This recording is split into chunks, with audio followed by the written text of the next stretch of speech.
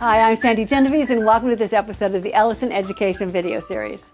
You know, a film strip border affords the perfect place to feature student photos, and I've placed some in this wavy film strip border that I have on the table.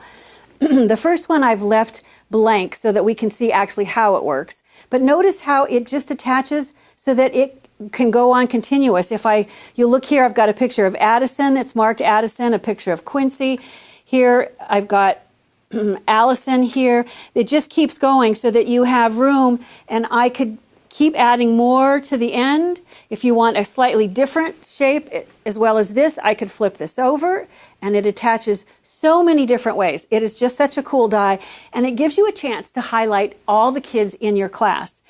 As well as their photo, I think it's really helpful for them to see examples of their work up on the board. So what I've done is I've taken the Notepad alphabet that you see here, and I've embellished it in order to create the title of my board, which is Picture Perfect Papers.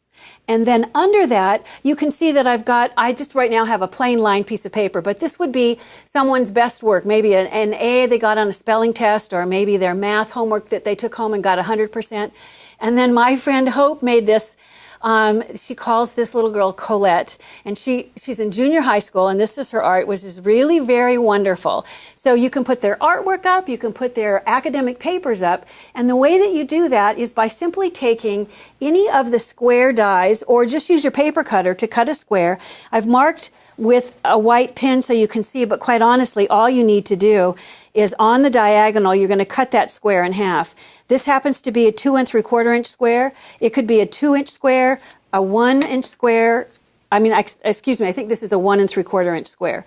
So once I've done that, I would normally have had a couple layers together, and I would cut this at the same time, but it works out easily. And then all I'm going to do, I'll bring this over here so you can see, is I'm going to place these corners. They work just like photo corners. The key is you put adhesive only on the edges, only on the outside lip. So on the two outside edges, I would put adhesive so it would only have anything to fasten it down on these edges.